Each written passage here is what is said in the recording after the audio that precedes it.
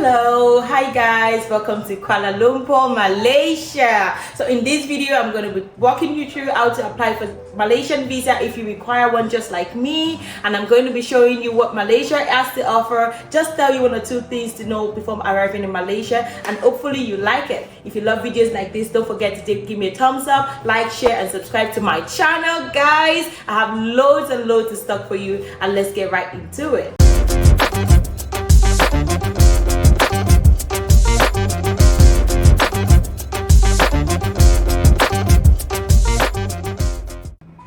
Guys, welcome back to my channel. In my previous video I made a video about visa application and things you need to know before arriving in Singapore, and in this video I am making another one for Malaysia, Kuala Lumpur. So I'm reporting live from Southeast Asia, Malaysia, Kuala Lumpur to be precise, and I'm going to run you through visa application, both manual and online. Right, I did the e-visa, which is fairly easy. That's what I advise anyone to do. However, if you choose to apply from the Embassy of Malaysia in your own country, that works just fine as well.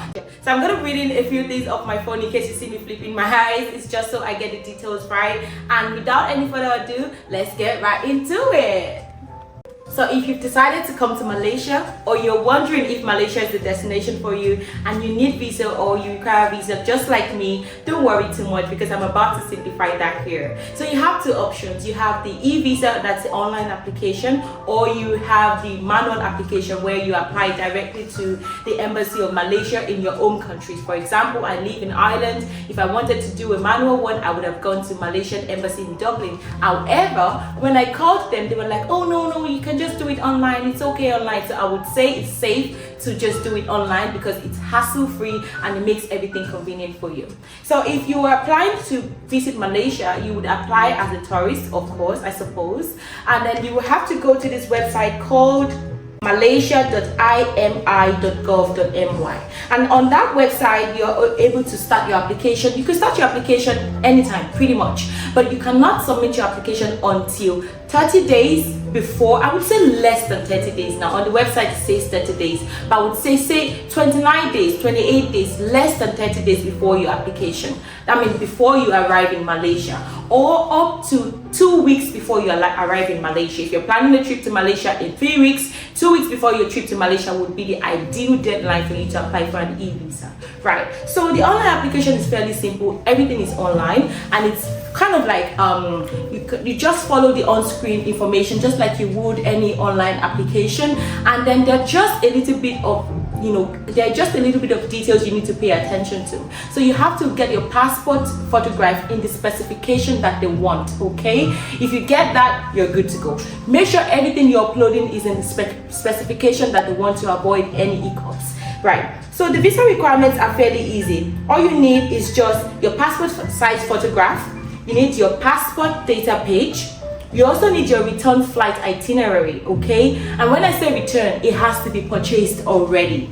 You have to have bought your ticket to avoid any, any problems. You need to have finalized your travel to Malaysia. You need to have bought your ticket to travel to Malaysia, and you upload that online. And the next thing would be, if you're traveling for business purposes, I suppose you would have to use letters from your company addressing Malaysian embassy. And the next thing would be your bank statement. Now, bank statement is very important. For Singapore, you are not required to submit your bank statement. I always do, but sometimes they will return it to me because it's not needed. But I always try to put as much information as I can possibly provide the visa officer. For Malaysia, you need your 3 months bank statement, okay? It could be any bank statement, but as long as there is inflow and outflow of money, they're good to go. They just want to ascertain that you're able to finance your trip and sponsor your trip and not be a problem to their own government when you get to their country, if you understand what I mean. So that's it. And then if you are not living in your own country, just like me, I live in Ireland, I would have to also provide a copy of my residency permit card. And your residency permit card must be valid up to 3 months before you return, after you return to your own country. So if my residency permit card is expiring in June and I'm planning a trip in May, it's not gonna work, if you get what I mean. It has to be expired 3 months after I get back to Ireland. And then that's it for the visa application. It's fairly easy, it's fairly simple. On top of my head, there are other things here. Your accommodation, I always use booking.com. It's my to-go, it's my ready to go, ready to fly. So booking.com is very easy for me. I use booking.com all the time. You can too. And if you don't use booking.com, you can use any accommodation booking platform of your choice. There's Agoda, there is Expedia. I use Expedia sometimes as well. So you don't have to pay. I'm not always in the habit of paying for my accommodation before embarking on that trip. I could pay a day before landing in that country. That's perfect, but I wouldn't pay until I am set to go. So I think, and that's a good culture to avoid losses, if you get what I mean, to avoid having to tie yourself down to a plan or to an itinerary. So if you download that and also upload that on their website, that would be perfect. And there's another thing that says additional documents. Now that's preferential. I didn't really do much. The only thing I did was there was only a box for my bank statement. I uploaded one there and then I uploaded an additional bank statement in the other one, if you get what I mean. And that's it. So you proceed through the screen. It takes you, as you advance on the screen, you're able to see the progress of your application, and then it will ask you to crop your photo size. Okay, the photo you had originally uploaded would be required to be cropped, so just make sure you're cropping it to the specification as identified on the screen, and it's fairly easy as well, but just make sure you do that. Okay, and once you do that, you're able to review your forms, and you're able to review your details, or your contact details, your information of where you'll be staying, your home country information, whatever it is they require. Please do not add or do not remove. It's very important to disclose all your information, because these are important things. You can't hold back.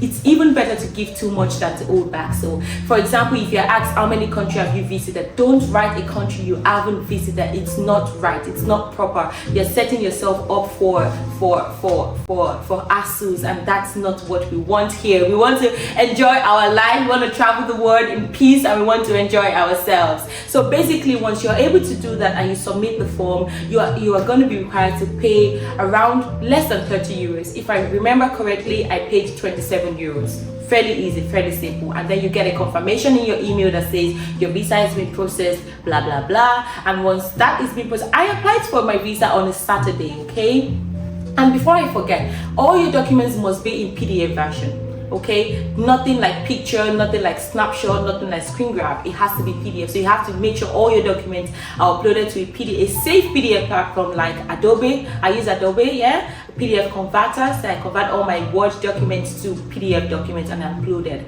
And then there's always one thing I always do as well. Now this is a bit extra, but it has worked for me over time. What I do is I try to write a letter to the visa officer saying why I'm applying for that visa, what my intentions are. For example, my name is this with passport number this.